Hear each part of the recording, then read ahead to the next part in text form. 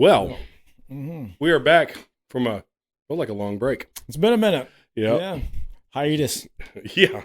Yeah. We'll get into, Dave had quite an adventure while we were taking a break. You guys don't know about the break because we were a day short or a day late putting our last episode out, and this one will drop tomorrow. So Time is all just make believe. Yeah, exactly. But we did have a real out there. Yeah, we almost had a 10 days off, basically. So, yeah. But we're going to get going today. Welcome back, everybody. I'd like to thank you guys for stopping in, and all you guys are continuing. I'm hearing a lot of feedback that you guys are enjoying the stuff, and we would love to hear that. But we'd love to see everybody that's enjoying our content to like our social medias, share the content out there. We're putting out reels and stuff, and you guys can share those. Those are free to share.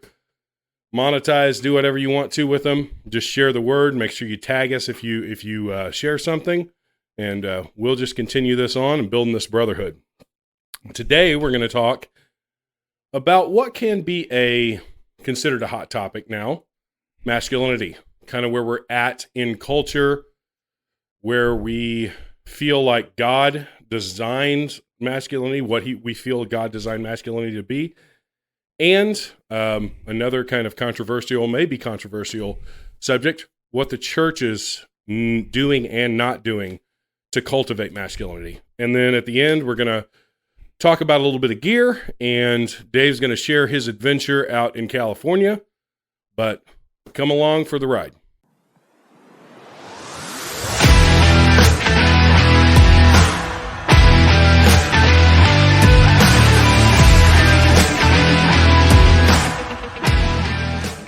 All right, dude, let's get this rolling. Yeah, it's awesome. Glad to be back. Yeah. So I think that one of the big things that when we started this whole thing of Righteous Savages, what we wanted to talk about a lot was where we feel masculinity is and what God designed masculinity to be in his perfect picture of what men should be, and kind of where that fits into where culture is now and how culture is assaulting that. And I think there's a reason behind why they're assaulting it. But let's go ahead and start that conversation. Yeah, for sure. So here's the thing that's interesting to me is that it's essentially, culture today's society, I think, is leaning towards having everybody trying to fit in the same space. Nobody stands out. Because if somebody stands out for their faith or for what they believe in or for masculinity or femininity or whatever, somebody is going to get offended. So to avoid somebody getting offended, let's just have everybody the same. And everybody's trying to get washed into this, same idea without anybody standing out. And there's definitely a place, and there needs to be a place for strong, manly leaders of your family, leaders of your community.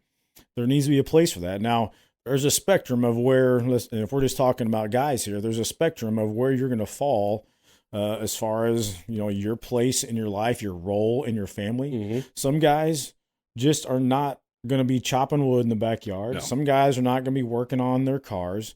And it doesn't mean they're less of a man necessarily, but we need everybody. We need people in those roles, whatever the roles are, whether you're not very masculine or wherever you're very masculine. And I think we should celebrate, especially the guys that have decided, you know what, this is who I am. I'm a dude that likes to do manly stuff. Yeah. And I'm going to represent that end of the spectrum. And don't tell me that I should not be that way. We need people in that role. We need, we do need diversity in our lives. We need, you don't want your wife to be as manly and as savage as you are. I don't think so anyway. Yeah. We want, the feminine side balances, the manly savage side of what we do. And everybody complements each other. So let's just not get rid of one group or the other because somebody is offended. Yeah, I think that, like you said, a spectrum is definitely a great way of describing that. I have very dear friends that I don't consider not manly, but they're not the kind of guys that are going to come out to the range with us. They're not the kind of guys that are going to work on their car. They're not the kind of guys that are going to do those what we would consider manly things on a regular basis. But when it comes to leading their families, teaching their children godly principles, they excel past a lot of guys that I know or would consider as like, oh, that's a manly man. You know, I could rely on him if I needed, you know, help building a house or fixing a car or something like that. And I think that what we get into is we get into these boxes. We start thinking inside of a box instead of actually embracing that it is a well-rounded thing. I almost think of it as more of a mindset than a set of characteristics that we would say, or a set of, not necessarily even characteristics, because I think that there are characteristics to masculinity, but probably certain things that we would check on a box, you know, a list of things. Well, this guy knows how to fix a car. This guy knows how to build a house. This guy knows how to go out into the woods and hunt and do all of this kind of stuff. Those aren't necessarily what I would consider, you know, the full embodiment of what masculinity is. It's more of a mindset and a characteristic of following Christ and leading your family well. Yep, absolutely. We talk about in the Bible a lot. We hear about, you know, Jesus wanting us to follow him, to be like him, and to be the man that he was. And we talk about God being the Father, and those are there for a reason. Those aren't just, you know, figures of speech. It's a real type of relationship. It's a man-son type of relationship, and we shouldn't just get rid of that. We should celebrate what that is and appreciate it. Yeah, I think so too.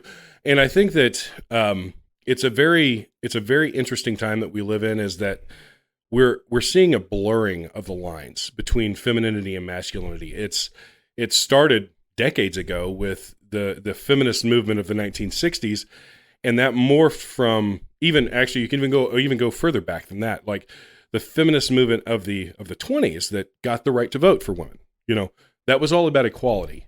That was about building in equality for men and women to have equal say in the way the country was ran. No issues there.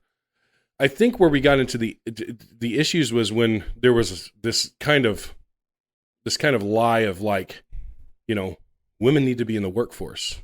And I'm not saying that they can't be in the workforce. That's not what I'm saying.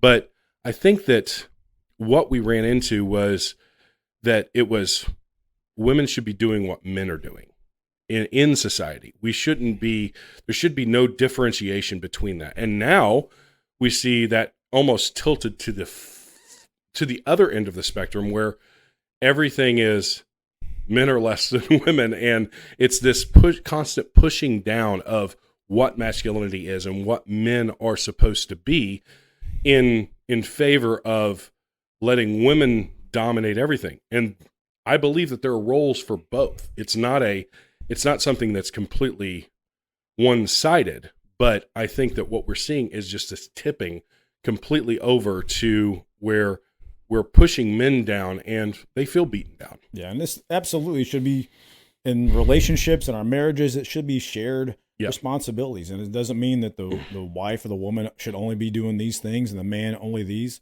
We should be wanting to take care of each other because we love each other and not just making the other person do something. But society today, there's no doubt we have turned into a clown show for sure, and it is ridiculous. And people are very frustrated. They're very frustrated when they rip the men's side, the sign off the bathroom that says men, and just put bathroom, and anybody can go in there. It's there. We shouldn't erase the definition of men and women off the face of the earth. We cannot do that. People know it's obviously wrong, and it's getting forced on people. States are passing laws. In Illinois, you can't put a men's sign on a bathroom. You just have to put bathroom, and anybody can go in there and use it. And people are going, what is going on here? Can't we just have men be men, women be women, and let's all get along? And if people are different from us, let's treat people right. It doesn't mean, the Christians have always taken a lot of heat for being mean and hateful towards certain groups of people. And that's happened. No doubt about it. Those people aren't living the way they're supposed to be living. Correct. They're not. we are supposed to love everybody and treat everybody with respect. If you look at Jesus in the Bible, there's a lot of people he went to, a lot of parables involving people that society didn't really look up to. Mm-hmm. But he went and talked with them and encouraged them and told them the truth. And he wasn't there to make them feel bad about who they were or who they weren't. Yep. It was just loving people and letting them know the truth. And I think that's where somehow, I don't know how, here's a frustrating thing on top of that. I don't know how this train gets turned around. I don't know how everybody says normal's never coming back. I think that's probably right. I mean, barring a miracle of miracles, I don't know how society shifts. It would probably take something very dramatic, very drastic for things to change. Not that we just want to go back to whatever normal was, like in 1963 or wherever. We do basically, as society moves along, we get smarter, we get better, we learn things, but we also understand what the truth is, and we don't want people telling us something that is a blatant lie and just making us believe it. That's where it gets really frustrating. So I think we can all fit in the roles we're supposed to be into, as long as we treat everybody the way we want to be treated. Yep. That's the main thing.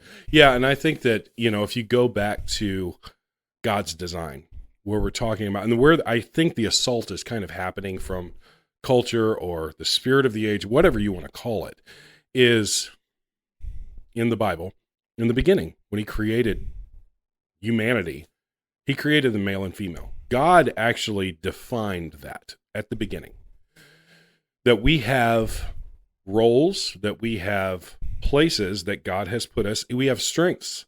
There are things my wife can do that I suck at. I'm horrible. Well, first of all, I can't have a baby. Don't sell yourself short. Yeah, I know that's a hot take right now, but it's, I can't have children. I can contribute to that, but I cannot grow a child inside of my body. That is something that God designed for the female body, and made them have this ability. My wife can nurture. We have a foster child. And that when that child is hurt, when any of my children are hurt, they want mom. They don't want dad. When they want to have fun, when they want to go have an adventure, they want to go hang out with me.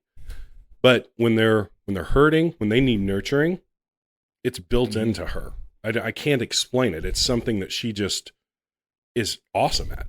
Yeah, and that's the best way for a mom and a dad to raise a child they've had.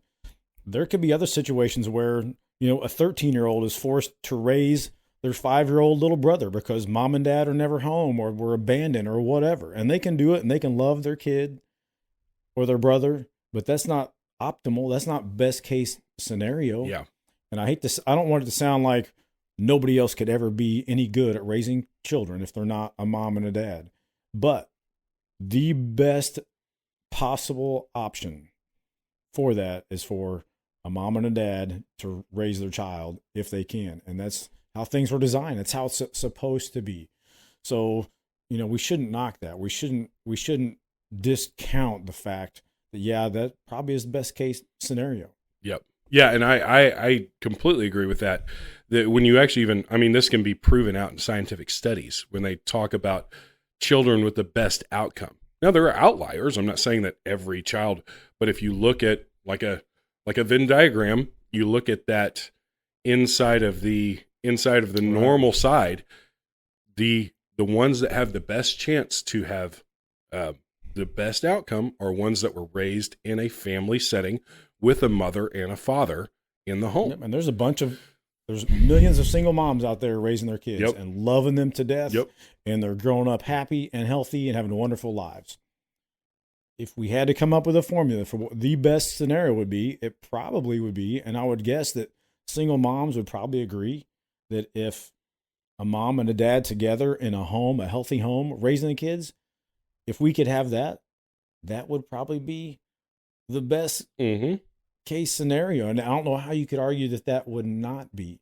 So I just don't think we should discount that. And the frustrating part again is that, now people are trying to force us into believing things that aren't true. Yeah, I agree. And God created, after he created male and female, he created family. He had them, they had children, and they created the family. So the family structure is something that was from the beginning of time.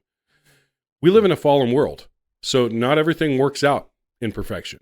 Very rarely, actually never does it really work out in perfection. That's why we need Jesus. That's why we need God, because he fills that gap between our imperfections and what God's standard is.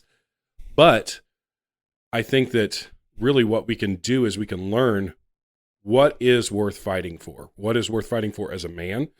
And God, in his infinite wisdom, gave men this ability to lead. We don't always lead well. I know myself, I have failed many a times to lead. My wife continues to entrust me with leadership in our home. And so far it has worked out, knock on wood, we'll say. But I think that God's design for men is to be a leader in their home, not to be a tyrant. That's not what we're called to be. We're called to be a servant leader. We're called to be that example that our wives and our sons and our daughters can look up to and say, I want to follow that. I have a desire to follow that. When I'm actually in line with what God wants of me, when I am dedicated my life to following the principles laid forth in the Bible, I am in prayer and I am communicating with my wife, she has no problem following my lead at that point. Yep. And that's what godly masculinity looks like, I believe. That's what God wants us to be, is not to be a tyrant. It's so many people that I see out there. There's this new kind of movement, kind of on the right.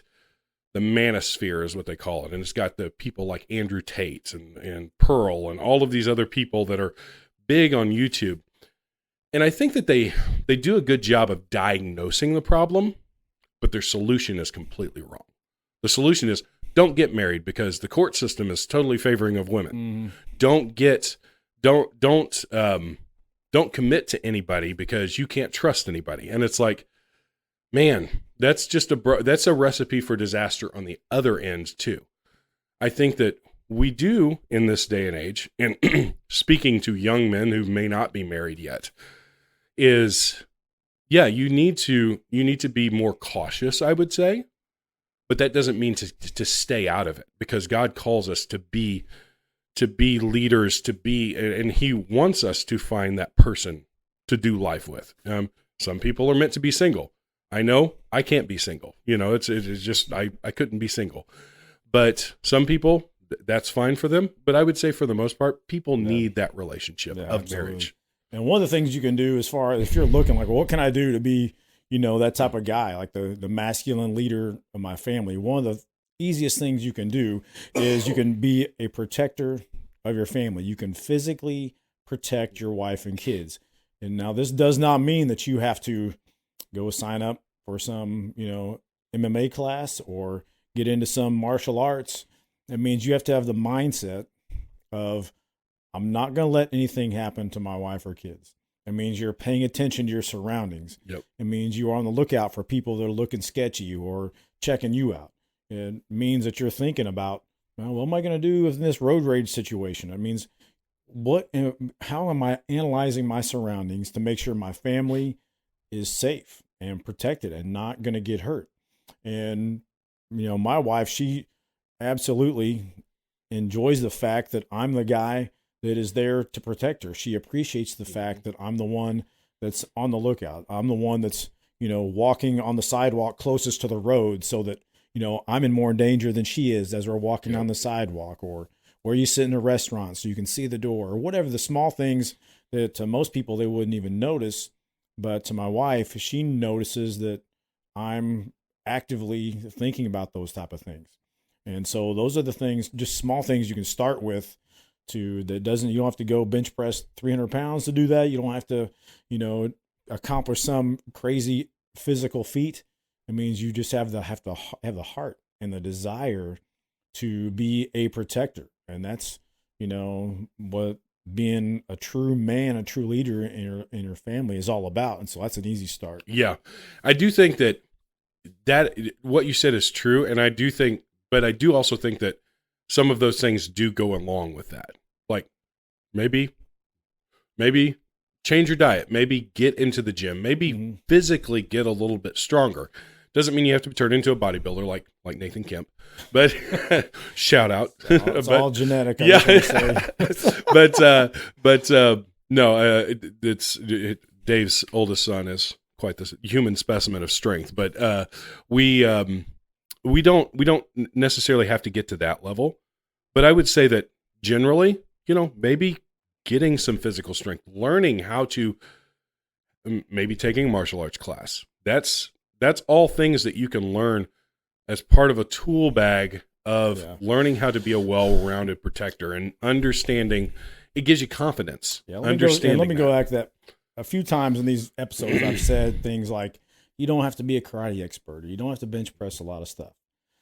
Let me tell you one thing for sure. If you get into something like jiu-jitsu, for example, and you start doing those classes, just like you just said, your confidence level, it's like the magic trick to be able to physically defend yourself. And the stuff that you learn, and not only just the moves and the techniques that you learn, but then getting physically in shape, that's not tough. If you start one of those classes, it's going to be like you're running a marathon every day. It's going to be physically demanding. But what happens is it switches your mindset to where I can handle myself in any situation.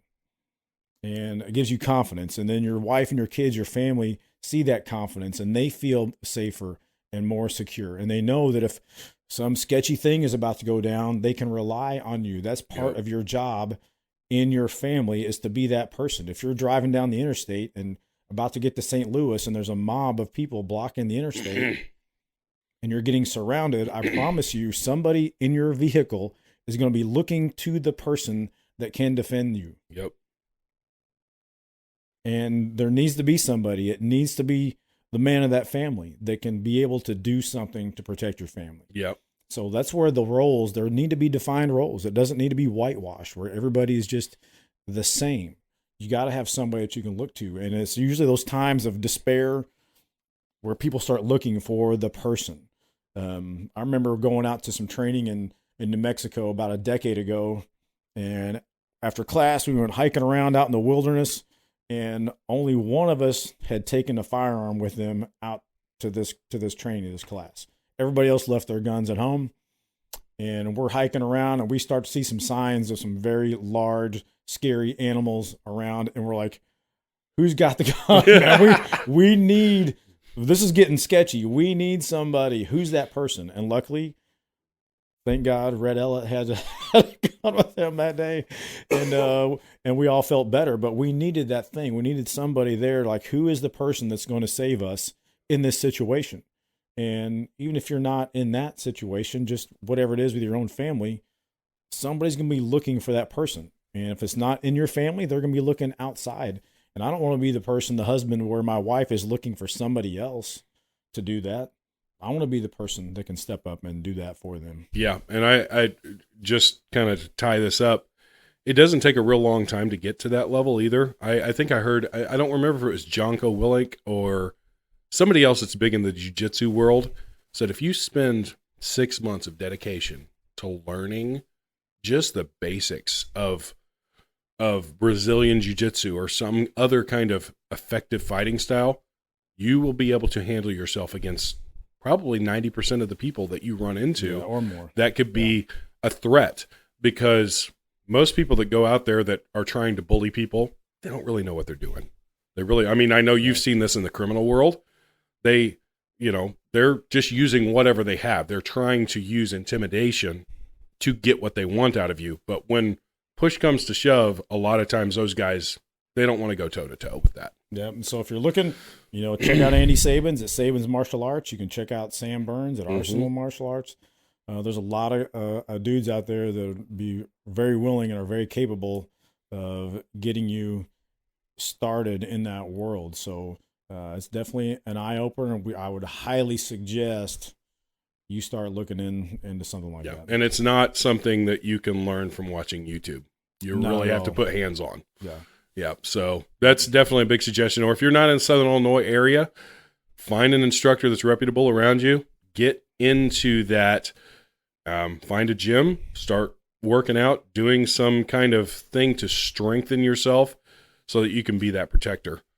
I think the next thing for men specifically is that call to be a provider to the family, of not to be that deadbeat that, lives in your mom's basement, that kind of thing. But it is I said this a couple of months ago, and it kind of stuck in my mind as what God calls us to be as men, protectors, providers, leaders in our home. It's kind of one of those things. He's going to hold us responsible for that. In the economy, in God's economy, we are responsible. So if there is a failure or a breakdown in our home, we are actually going to be held responsible for that breakdown or that failure. And that's a heavy mantle to carry as a man, but it is a true mantle that we do have to carry. So being a provider, diligently working at your job where you're at, always looking for a better opportunity if you need that, if your family needs more provision, looking and working hard at where you are at, start where you're at, and build yourself up. Every job that I've gotten has been an increase in pay, also could be an increase in responsibility, but I've always looked for a better way to provide for my family. And that has worked out because I take it very seriously when I am at a job that is the way that I provide for my family. Yeah, if you want to be as manly as possible, whatever job you have, do it as if you're working for God. Yep. That's it. So if you get hired at McDonald's and they hire you and your only job is to clean the bathrooms, it should be clean enough to where you're eating Big Macs off the toilet seats. Yep. That's how clean that bathroom should be. And maybe you don't like it. Maybe you're embarrassed that that's your job and you're not really proud of it. You do it the best that you could possibly do that job. That's the manly, godly thing to do. And then all of a sudden, who knows? You never know where things are going to lead. You could decide, to get hired at some place and they tell you you're cleaning the bathrooms and you don't like it. And you thought maybe you just quit and tell them you don't want to work there. But actually they're testing to see what kind of person you are. Mm-hmm. And next thing you know, after cleaning the bathrooms for 2 weeks, they've promoted you to whatever your dream job was, or they appreciate the hard work you've done. And now you're actually getting a chance to do what you really want to do. You never know where things are going to lead. You think a stumbling block at one point is, that's it, this is horrible. And actually it opens the door to some other great opportunity. And a lot of times in our lives, we look back, we've talked about this before, where you connect the dots of where you've been and you're like, yeah, this time in my life was hard and terrible, and this tragedy happened and this happened, but I would never be where I am right now if those things had not have happened. And we see it easily looking back. It's hard to see it right in the moment. Yep. And you just have to trust that, you know what? God's got a plan.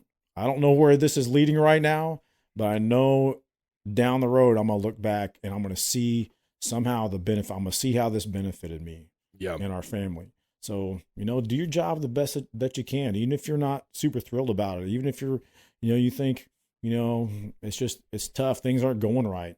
It doesn't mean you can't look for other jobs and try to do things, but whatever you're doing, everything that you do it like you are working for God. Yeah. And I think that there's a verse in the Bible, I forget exactly where it's at, but it talks about how perseverance and going through these hard times builds character. And that's what God is trying to build in us through these tests. And sometimes it could be a test from God. He's saying, hey, I want to see if you've learned anything. I want to see if you actually have the character to persevere through this thing. And I'm going to bless you on the other end. Yeah. I know it's personally happened to me several times in my life where something that was really, really hard at the time that it happened, it was almost impossible to get through. I didn't know how we were going to get through it. As a family, as a young married couple, didn't know. But on the other end, it was like, wow, God had me in his hands the whole time, and he was guiding my steps and giving me an opportunity to grow and to build more character so that I could take on the next challenge. Yeah, those things, they build resilience. Yep. Those tough times. And whether it's things in your life or it's the jitsu class you just signed up for and you're getting your butt kicked, for the first 6 months, those things build resilience. Anything that's tough in your life and you continue to grind through it and somehow get through it builds resilience so you can handle the really bad things later on down the road. We don't want to be so weak-minded that the first little tough thing in our life breaks us down, because there's going to be some crazy things that happen in your life. And we need to be ready for yourself so that you don't have a breakdown, so that you'll be there for your family. Your family's relying on you. Yep. They need you to be strong. They need you to have a job. They need you, to be there to help take care of the family and step up. They need that. And if we just quit and tap out, when things are a little bit tough, this job, I don't really like it, I'm going to quit this job. And you go get another job. And next thing you know, you've had 10 jobs this year because the first day you're there, you don't like the boss or they made you do something. This is not going to work out for you very long. Yep. You have got to, what we call, kind of suck it up. Yep. And, it's not, sometimes we have to do some things, do some jobs that we don't like, we're not fond of, that we're embarrassed about. But those are building blocks for you. Yep. The famous saying is, what doesn't kill you makes you stronger. And absolutely 100% true. Yep. 100% true. So, yeah. And so in this talk, we've talked about a lot of the ways that God designed masculinity to be and how we should be as husbands, fathers, and men. But let's talk a little bit about, and we talked a little bit about how culture is kind of assaulting that. But let's also talk about where we are with the church and masculinity, because I feel like this is something, it's kind of an elephant in the room for Christian men. And I think that I know in just my dealings with a lot of the men at our church and talking to them, they don't feel like there's a place in the church for them. And I think we talk about the Big C church, the overall church, they're not, I don't feel like men's ministry is a priority for the church. And I think that it's probably, in my opinion, the most important thing that the church should be focused on right now. Because if you want to change culture, if you want to change families, if you want to build a strong foundation in a community, you need to have strong families. Strong families come through strong leadership from men. And I don't know that I don't feel like we're doing a good job of actually cultivating that. I feel like a lot of the modern church is geared towards women, and that the thought is, whether it's intentional or not, the thought is, we'll get the husbands if we get the wives and kids. So we're going to build this real vibrant kids ministry, and we're going to have the Tuesday women's tea party or whatever, and then the men will come on Sunday, and you see a lot of those men, they show up, they're not activated, they're not engaged, they're there to check the box of, I did the godly thing and took my family to church. But we're not activating them to go out into the world and act like they believe and be that light in every part of their life. I'm curious to see what the numbers would be. I've never really thought about this before, but I wonder what percentage, how many wives drag their husbands to church? I would say it's probably better than 50%. It's got to be a huge number. Yep. Everybody in church on Sunday, how many of the dudes there got drugged to church by their wives? Because they didn't really want to go, but their wife's been bugging them, and so they finally went just so she'd quit nagging them, and they're there. And I guess it's a better than nothing scenario. It's better that somebody's in church than not, but we don't want people drug into church. We want them, called there. We want their heartstrings tugged on, like, man, I think I need to be there. And that's probably where some men in the church can reach out and be an example, I guess. And I guess there's a lot of different places, we could be that example, whether you're the guy at the door greeting somebody, or, somebody that's in the music, ministry like you, or whatever. But yeah, we don't see a whole lot of examples of like, hey, there's some people here like me type of thing, and sometimes, maybe, I don't want to stereotype a whole lot here, but maybe you've got the 90-year-old dude at the front door greeting people.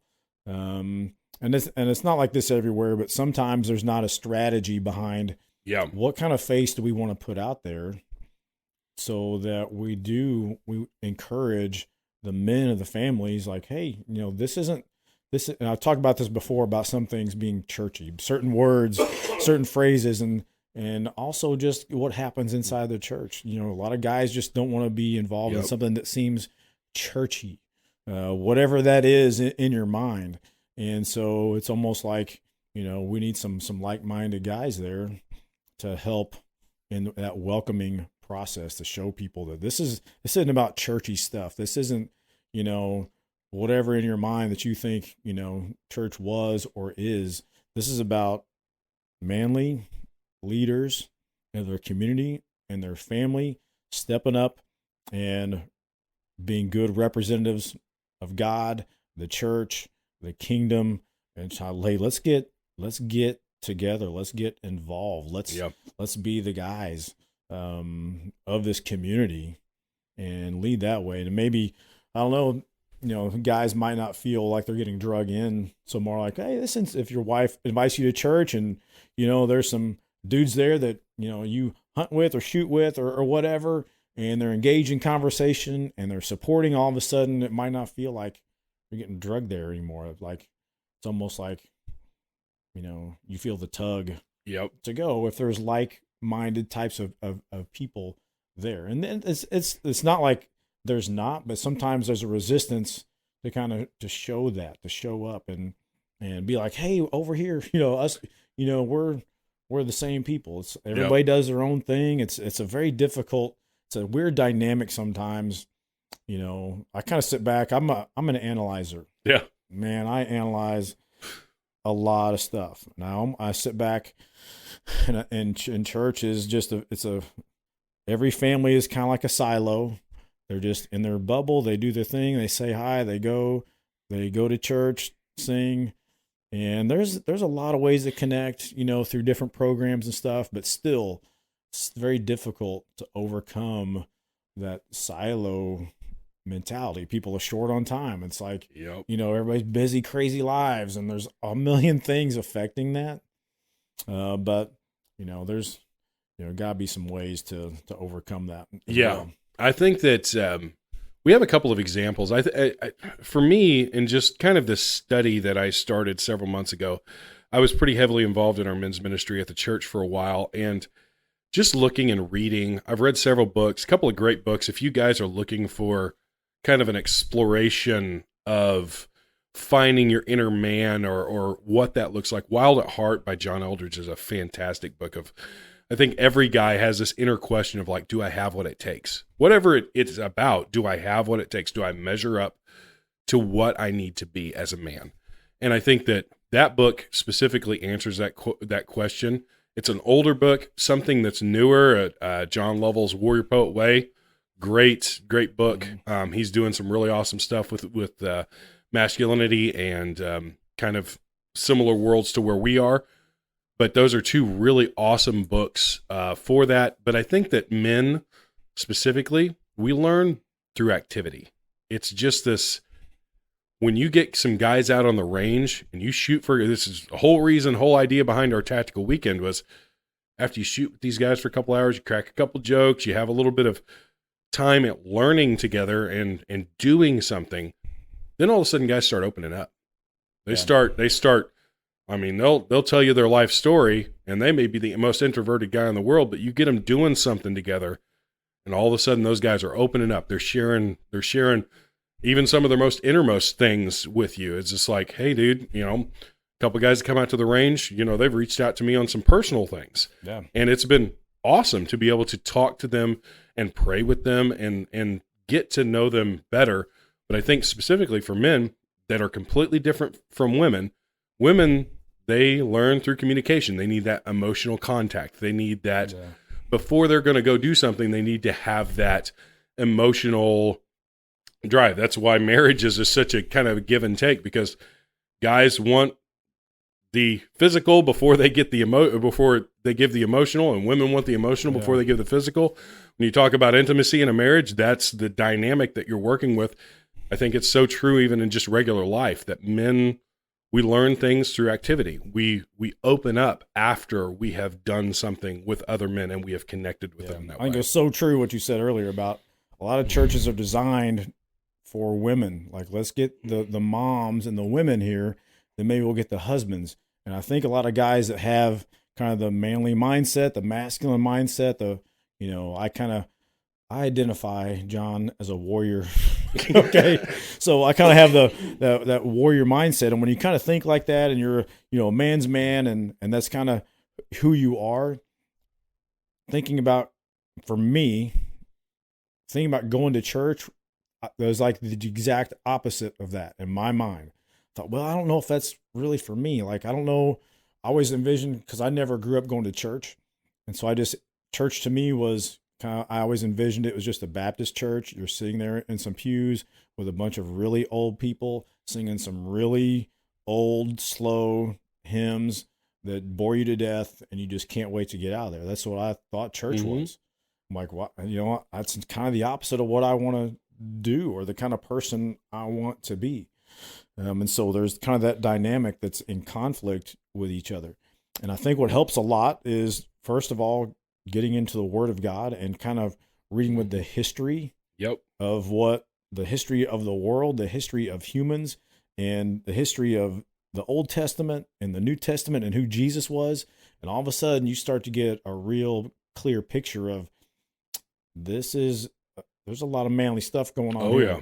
Big time. There's a lot of battles and war and spiritual warfare. And you look at what Jesus went through, on his way to the cross, and what he voluntarily, you talk about tough guys in the history of the world. I don't know if you have ever seen Passion of the Christ and watch, the floggings and the beatings and the crucifixion, and to think that somebody did that voluntarily, said, yep, sign me up. I'm about to do this. There's not ever been a tougher person on the face of the planet than Jesus himself.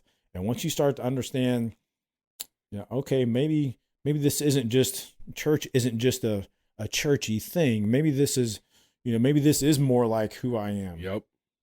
And once you kind of get a bigger, deeper understanding of the history and all that, I started to kind of open my mind a little bit. Like, maybe this is just exactly what I've been looking for. Maybe this isn't just the opposite. Like, holy cow! Now you're talking about not only being a manly, godly leader in the physical world, but now you start thinking about the possibilities of what you can accomplish in the spiritual realm.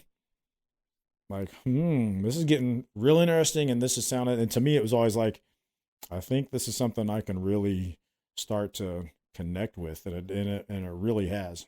Yeah, and so as a challenge to the guys listening to this, I think that we should say, whether in our local area or someplace else. I know we've actually had downloads from people in Australia, ironically, of this podcast, which is kind of cool. But what we would challenge you guys to do is, whatever church you go to, wherever you go, whatever community you're involved in, find those like-minded people and start something. Start a brotherhood there, a little pocket of guys that get together, you do things together, whatever your common interests are, and you build one another up, because that is sorely lacking in the world that we live in. We are so bombarded by fake adventures. I used to be really big into video games when I was younger, and then I started to realize that was tapping into my need for an adventure, and it never fulfilled it. It's like playing 3 or 4 hours of Call of Duty. It never fulfilled anything with me. It was just doing something, and it felt good at the time, but it was like a drug, just slowly feeding me that. Yeah. I was really big into sports. Still watch sports. I watch sports with my son. I'm not saying there's anything wrong with these things. When they become your adventure and not a relaxation or something like that, when they become your priority in seeking that adventure in your life, I think that technically would be what I would call toxic. That's something that's robbing you of what the fullness of life, of getting out and actually experiencing the adventure that every man craves, because in our own way, every man and everybody's adventure looks different. Some guys, like you and me, I think we could probably go on a camping trip and for 2 weeks and shoot some guns and cook some food over a fire, and we would be like, that was awesome. Not all guys are like that. No. Some guys are like, I think I'd rather go to a resort for a week or something like that and have somebody bring me. That's fine. But that sense of adventure is built into every man. I truly believe that. And I think that finding that, tapping into it, getting out of the fake plug into the matrix kind of thing, and just let us feed you this fake stuff in your life is so important to take the next step to masculinity. Yeah, no doubt. Absolutely. Yep. So moving into where we're going to end up is, I wanted to kind of segue into something else. You just actually had an adventure kind of, but with your wife, which is awesome. And you got to go out to Yosemite National Park. Spoiler alert, this is one of my favorite places to visit. I was out in California for a while when I was in the Air Force. Absolutely love Yosemite National Park, but I want you to take a few minutes and share kind of what you felt there, and if you had any kind of feelings of what God was saying about creation and stuff. Yeah, for sure. So just retired a few weeks ago, and we decided, you know what, we're retired. All of our kids are grown. Let's go take a cool trip somewhere. And we go here and there every once in a while, but just kind of on a whim, we thought, let's go check out Yosemite. This looks like a really cool place. And I'd seen pictures of it before, and you see video and National Geographic documentaries and all that, and like, it looks pretty cool. So we leave from Illinois and go to California. So I don't know if we're really in a better state or not. Blue state to blue state. Yes, for sure. But anyway, get out there, and this place is incredible. It's beyond words, really. And maybe we'll try and throw some pictures and videos up there on this podcast. But it just took you back almost like in time, like to the beginning of time almost. And you just get a real sense of what God has created on this earth. And to me, it was like I can't imagine that in any way, shape, or form that all of this somehow accidentally happened. And it was just incredible. And it was almost emotional. I'm not an emotional guy, but it was like a spiritual place almost, because it's so epic and so large. And you got everything from 3,000-year-old sequoia trees, and just enormous trees that you could drive a car through, to epic waterfalls and big mountains, El Capitan, and just, all kinds of stuff going on. And it was crazy. And so, it gives you time to reflect. You're out there in the middle of nowhere, in the middle of this beautiful place. And there were several times where me and my wife, Sheila, would just sit down and reflect, have time to pray to God, have time to think about your family, think about what's important in life. And it was a really cool way to really reset, and kind of prioritize things in your life and reflect and look back on how things have been and where you're at now and how we got to this place. And so it was super cool. I highly recommend it. It's probably the most gorgeous place I've ever been to in the country. Yep. Ever. It really, truly was. So if you got a chance to get out there, get it. And like you were talking about, a lot of men just have it in their DNA. They want to get out and do stuff. And for guys, if you're out there, everything is pulling you. There's huge rocks and boulders and mountains to climb and things to explore. And everything is just tugging at you to get out and check things out and have an adventure and get out there and do things. And so it was really incredible. I highly recommend people getting out there to check it out. And, it was unforgettable. Yeah. I think that, like you said, that's the biggest argument for intelligent design ever, is you look at human beings and then you look at creation. You look at the beauty that surrounds us. And I'm with you on that. I think it's the most beautiful area in the country. It's just unfortunate it's in California. But it is absolutely breathtaking. And there are so many things in this world that you look at and you're like, there's not a way. There's no way that this just big bang happened and that all of this happened from nothing. Because I heard a comedian actually recently talk about how atheists have this belief in nothing and then Christians believe in God. We believe, oh, God created this. And he's like, if you're nothing all of a sudden became everything, that's a pretty big nothing. So it's kind of like disarming that ability to say, oh yeah, this all came from nothing. It's impossible. It's impossible that all of this stuff just randomly happened millions of years ago. No, there was intelligent thought and design in this whole thing. And we should take those opportunities to stand in awe and to just appreciate and worship our God in those moments where we see this beauty in creation. It's like even in the simplicity of a baby being born, you see this beauty of this human being formed and being born into the world and learning how to become self-sufficient. It's just the beauty and awe of God is just incredible. Yeah, my quick take on atheism, I guess, and agnostics real quick is I'm curious to know if you believe that you are just random in the universe and that you don't have a soul and your life doesn't really mean anything, because it doesn't. You're going to live on this planet and die, and that's it. It's over.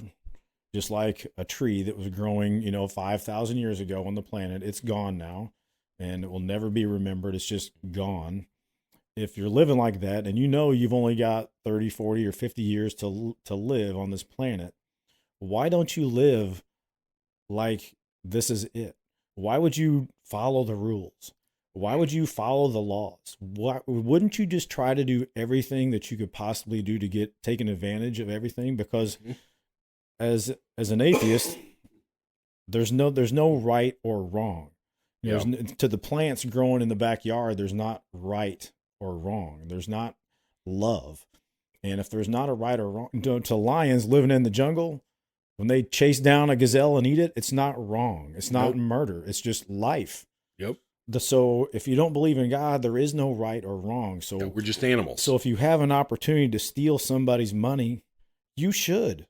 And you shouldn't say, well, society just, in order for us to get along no, you should do everything as possible. All you atheists out there, I believe, should be stealing and robbing your guts out to get ahead, to get as much as you can, to be the best you can, and to take advantage of every single opportunity. If you see a little old lady that leaves her purse in a shopping cart, you should steal it and take all of her money and credit cards and steal all of her money so you have more money to get more stuff, because there is no wrong about it. It just means survival of the fittest. Yep. It's all about survival and who can live the longest and who can reproduce the most. So why not? I always thought it was curious why they didn't live that way, because it seems like to me that would be how you would want to live, how you would want to get ahead in life, how you would ensure your survival is having more stuff and having taking other people's stuff. Just like in nature, animals steal things, they eat things. It's just they're trying to survive, trying to live. And so when it comes to, to me, right and wrong is from God. Love is from God. It's not a man-made thing. And you think about, the most beautiful things in the universe, it's actually loving each other, loving, other human beings. Yep. Like there's a lot to that. And that didn't just come from nothing. That wasn't just part of the accident that has happened. So I think that was very interesting kind of take on that. For sure. And for me out there in Yosemite, it was just reaffirming. And there's a lot of beautiful stuff out there in the world. And just because you look at a cool waterfall doesn't prove the existence of anything, but you just be honest with yourself. Just have an honest conversation with yourself and ask yourself, do I really, honest to God, no pun intended, believe that I'm just randomly here by accident, by happenstance, or is the fact that I'm even having a conversation in my head without talking out loud actually help prove to me that, maybe there's something more here. Maybe I do have a soul. Maybe there is something else out there, a God that created me and cares about me and has a future for me.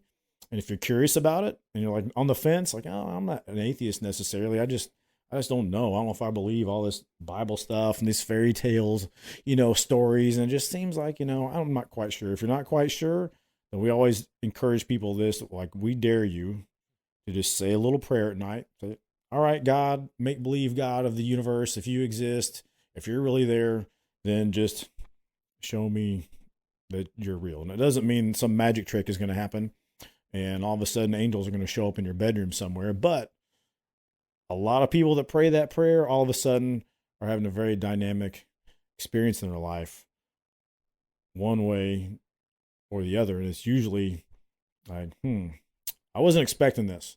I wasn't expecting these things in my life. Yep. We see all these things that happen to us sometimes that people say just happenstance, but they're not. They're actually in place.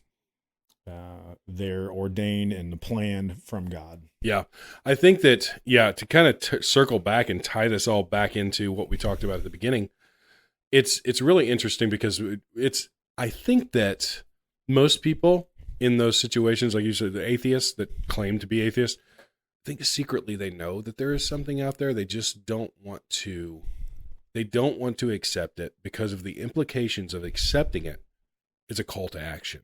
Is a call to change. Is a call to repentance. It's a tugging at the heart that I'm just going to drown that out and just say I don't believe it.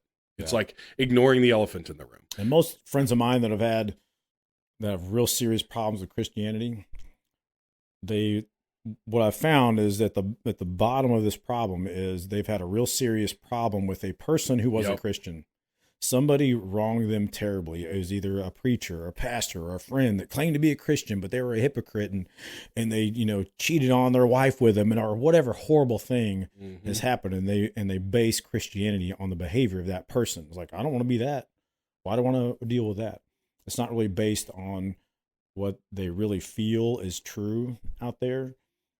It's based on a bad situation sometimes. I'm not saying every time, but for those of you that have had problems with a certain person, I would ask you just to take a step back. Like, all right, regardless of what my experience was with that horrible person who called themselves a Christian, I'm going to sit back and take a look and try and figure out if this whole concept of Jesus being the king of the universe is legit or not. Yeah. And that's tough. That's tough for some people that have had problems. But I think, like you said, honestly, in their soul, I think they honestly know what the truth is. Yeah. Yeah. And I think that when we go back and we look at what is being attacked in masculinity, what is being assaulted, it's really an assault on God's design for the family, God's design for men and women. It is the tearing down of everything that God really set forth. Because, as you said, without the morals and values and principles that are laid forth in Scripture, we don't have modern culture. We don't have civilization. We don't have laws. We don't have government. That is all based on the principles laid out in Scripture. And especially in this country, which was heavily based on that. And a lot of Western civilization is built on those principles. And if you remove that, you have anarchy and the breaking down. For us to make these quantum leaps forward in technology and all of this stuff, to say that that's just random, that we were Neanderthals a couple thousand years ago and all of a sudden we learned how to build computers, man, that's a really hard leap. The more likely answer to that is that God created us with minds that are complex and able to look at things and break them down and improve them. Because if you look throughout history, civilization has improved to a point now where it's like, it's mind-blowing the things that we can do. But I think that what we're seeing now is this tearing away. It's almost a de-evolution, because I believe that God created us to be able to evolve. Technology to be able to evolve. Medical technology. I mean, people can stay alive. My mother's in the hospital right now staying alive because of medical technology. And we're looking at really what's happening is this devolving of what's going on in society and culture, especially in our country right now, is it's a de-evolution into almost a more primitive mindset. Instead of moving forward, we are moving backwards. You can't have a healthy society without God in it. And I'll explain to you. I'll give you a couple examples. We got a buddy of ours, Chuck, who's worked in some federal prisons before, and I've got some other friends that have worked in big prisons. And every prison out there in America or the world is a society. It is a culture in its own. There's a way things work. There's rules. There's rules that the prisoners make themselves. They have their own rules, their own laws, their own way things are done. It's very specific. It is all godless. And I'm telling you what, the society in some of these prisons is absolutely horrible. It's the amount of violence and corruption and horrible things that are going on that people do to each other in prisons. It's just completely out of control. And if, most people don't even think about it. They think, oh, it's just prison. Everything's fine. It's a whole nother universe there. But it's a society. It's a godless society for the most part. There's a lot of people that have Bible studies and do those things, but the culture of the prison is not based on, hey, we believe Jesus is God. The culture of the prison is, hey, we've got this gang running this side of the prison. We've got another gang running this side. Here's the rules. Here's who you can talk to. Here's how you can buy things. Here's how you can buy things that have been smuggled into the prison. There's all these rules and laws, just like you would have, in some other society you want to set up, but it's not based on God. It's not based on godly principles. And so it's always on the verge of chaos at all times. And I don't want to live in a society where, let's get rid of God. We can't pray anymore. We're going to take in God we trust, offer the money. Everything is godless. We'll make our own rules and things will be fine without God. I'm telling you right now, you do not want to live in that society. Whether you believe in God or not, you don't want to live there. And whether you believe in God or not, you don't want to go to prison. You don't want to decide to start living there. It's going to be a horrible community and society for you. So God is what, and love for each other and following godly principles is what holds any healthy society together.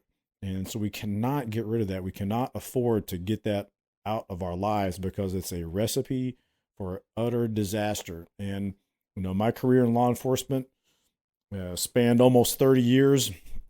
And I've seen the way that a lot of the godless society lives, how they act. It's just very animalistic. Yeah. And it's cutthroat. And it's no way that anybody would want to live on purpose.